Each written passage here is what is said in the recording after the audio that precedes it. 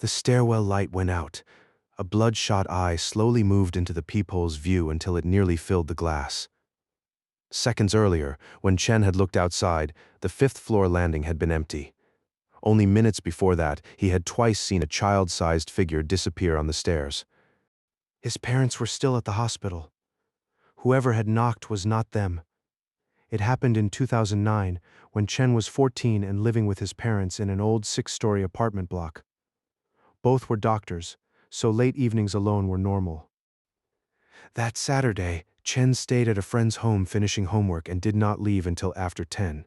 He had been coughing all day and felt slightly feverish. His family lived on the 5th floor.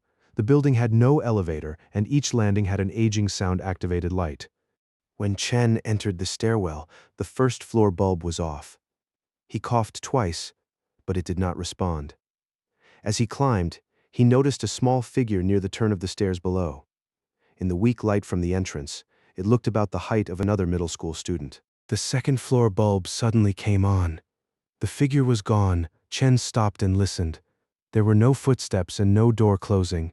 He told himself it had been another child from the building and continued upward. At the 5th floor, he knocked on his apartment door out of habit.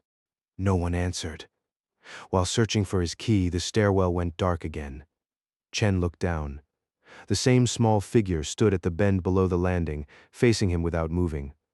He could not see its face, but the height and narrow shoulders looked the same. Chen pushed the key into the lock. The sound triggered the light. The stairwell was empty. He hurried inside, locked the door, and checked the peephole. No one stood outside. After a few minutes, Chen decided he had frightened himself. He returned to his desk. A little after 11, someone knocked. Chen assumed his parents had returned. He called out and started toward the entrance. Before he reached it, the telephone rang. It was his father. The hospital was unusually busy, and both parents had been asked to stay late. They would not be home until well after midnight. Chen lowered the receiver and looked toward the door. 3 more knocks came from the other side. This time, he did not answer. He walked quietly to the door and looked through the peephole. The 5th-floor landing was lit. He could see the concrete wall, the railing, and the stairs leading down. There was no one there. Then the light clicked off.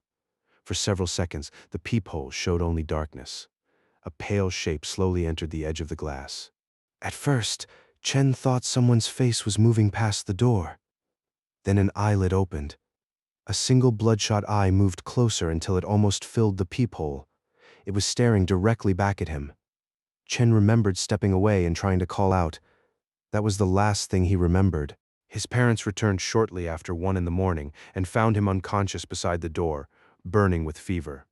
They carried him to bed and gave him medicine. By morning, Chen was awake and able to describe what had happened. Later, his mother spoke with the building caretaker.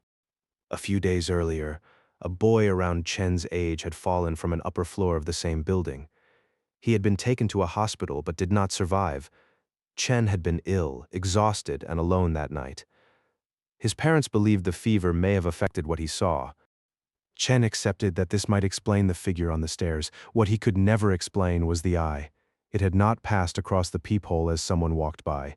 It had moved slowly into the exact center of the glass, as though whoever stood outside knew Chen was looking back.